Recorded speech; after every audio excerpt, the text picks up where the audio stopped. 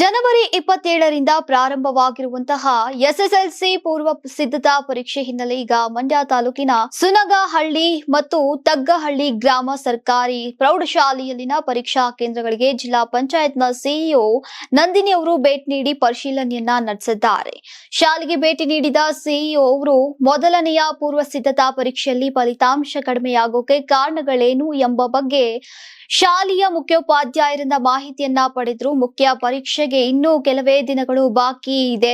ಈಗ ವಿದ್ಯಾರ್ಥಿಗಳಲ್ಲಿ ಆತ್ಮಸ್ಥೈರ್ಯ ತುಂಬುವ ಕೆಲಸವನ್ನ ಶಿಕ್ಷಕರು ಮಾಡಬೇಕು. ಪೋಷಕರಿಗೂ ಸಹ ಸೂಕ್ತ ಮಾಹಿತಿಯನ್ನ ನೀಡಿ ಮಕ್ಕಳಿಗೆ ಮನೆಯಲ್ಲಿಯೂ ಕೂಡ ಕಲಿಕಾ ವಾತಾವರಣ ನಿರ್ಮಾಣ ಮಾಡುವಂತೆ ತಿಳಿಸೋಕೆ ಶಿಕ್ಷಕರಿಗೆ ತಿಳಿಸಿದ್ರು.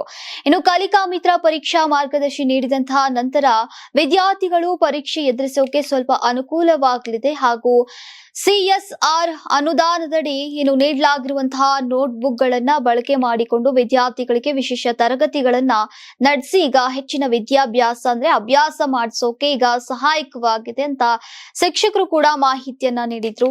ಇನ್ನು ಕಳೆದ ತಿಂಗಳುಗಳಿಂದ ಭಾನುವಾರವೂ ಸಹ ತರಗತಿಯನ್ನ ನಡೆಸಲಾಗ್ತಾ ಇದೆ. ವಿದ್ಯಾರ್ಥಿಗಳು ಕೂಡ ಆಸಕ್ತಿಯಿಂದ ಹಾಜರಾಗ್ತಾ ಇದ್ದಾರೆ.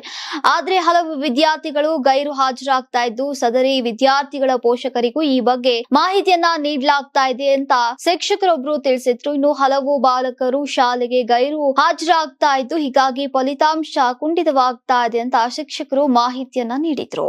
ಅಂತಾರಾಷ್ಟ್ರೀಯ ವಾಣಿಜ್ಯ ಮೇಳ 2026 ಫೆಬ್ರವರಿ 6, 7, 8ರಂದು ಬೆಂಗಳೂರಿನ ಅರಮನೆ ಮೈದಾನದ ತ್ರಿಪುರವಾಸಿನಿಯಲ್ಲಿ ಆಯೋಜಿಸುತ್ತಿದೆ. ಇದು ಕರ್ನಾಟಕ ಕೃಷಿ ಇಲಾಖೆ ಪ್ರಕಟಣೆ. ಯಾರಾಗ್ತಾರೆ ಎಂಎಲ್ಎ ಅಭ್ಯರ್ಥಿ 2028 ಶೀಘ್ರದಲ್ಲೇ. ಪ್ರತಿದಿನ ಒಂದೊಂದು ಕ್ಷೇತ್ರದ ಟಿಕೆಟ್ ಆಕಾಂಕ್ಷಿಗಳ ಸಂಪೂರ್ಣ ಮಾಹಿತಿ ಪೊಲಿಟಿಕಲ್ ಜರ್ನಲಿಸ್ಟ್ ಕೆಎಂ ಶಿವಕುಮಾರ್ ಅವರಿಂದ. ಕರ್ನಾಟಕದ ನಂಬರ್ 1 ಡಿಜಿಟಲ್ ಮೀಡಿಯಾ ನಿಮ್ಮ ನೆಚ್ಚಿನ ಕರ್ನಾಟಕ ಟಿವಿಯಲ್ಲಿ ಮಾತ್ರ. ನೀವು ಸಣ್ಣ ಆಗ್ಬೇಕಲ್ವಾ? ಅದು ಒಂದು ಉತ್ತಮ ಆಹಾರದಿಂದ ಸಣ್ಣ ಆಗ್ಬೇಕಲ್ವಾ? ಪ್ರತಿದಿನ ನಮ್ಮ ಜೀನಿ ಸ್ಲಿಮ್ ನ ಯೂಸ್ ಮಾಡಿ ಯಾವುದೇ ಸೈಡ್ ಎಫೆಕ್ಟ್ ಇಲ್ದಂಗೆ ನೀವು ಸಣ್ಣ ಆಗ್ತೀರಾ.